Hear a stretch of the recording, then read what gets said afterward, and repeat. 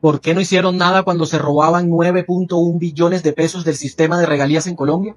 ¿Por qué no investigaron los más de 13.800 contratos firmados en la Unidad Nacional de Gestión del Riesgo desde su creación en 2011 durante los gobiernos de Santos y Duque y hasta ahora les interesó esa unidad? ¿Por qué no dijeron nada cuando le quitaban la mesada 14 a los miembros de la fuerza pública? ¿Por qué nunca le entregaron más de 184.000 hectáreas de tierras productivas a los campesinos, como sí está pasando ahora, y más bien abandonaron el campo? ¿Por qué los soldados regulares que dicen ellos defender solo les pagaban 200.000 pírricos pesos mensuales y hoy ganan 1 millón de pesos y pronto un salario mínimo?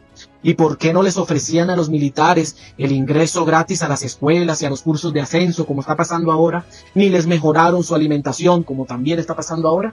¿Por qué no hicieron nada ante el abandono de la red ferroviaria del país, que hoy se recupera, y dejaron a Colombia como el país con más peajes de Latinoamérica?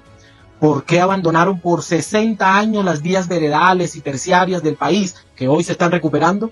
¿Por qué nunca intentaron bajar las tarifas de energía en la costa Caribe, ni se reunieron con las empresas comercializadoras de energía para cambiar la fórmula tarifaria, como sí está pasando ahora? ¿Por qué callaban y no hacían nada ante el saqueo a la salud en Colombia? 9 billones de pesos embolatados en 18 EPS. ¿Por qué antes no le daban las propiedades de la SAE a los hospitales públicos, a los campesinos y a la educación pública, como sí está pasando ahora, y más bien aparecían en manos de traquetos y politiqueros?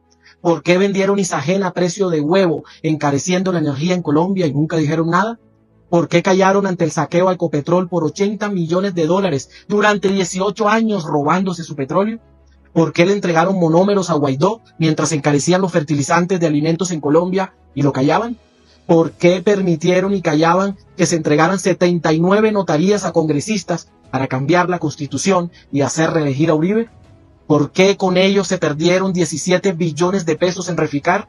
¿Por qué se robaron 70.000 millones de pesos en el Mintic de Duque y no pasó nada? ¿Por qué permitieron el escándalo de Agroingreso Seguro, donde 16.500 millones de pesos que eran de los campesinos terminaron en manos de reinas de bellezas y grandes terratenientes? ¿Por qué hasta ahora hablan de papá Pitufo si llevaba 38 años permeando todas las esferas del Estado en gobiernos anteriores?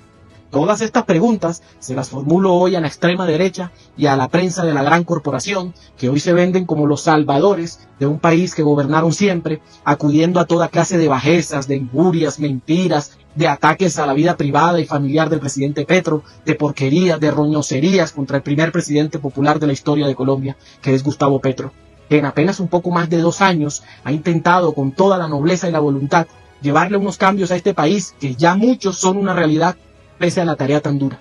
Vale la pena compartir este formulario.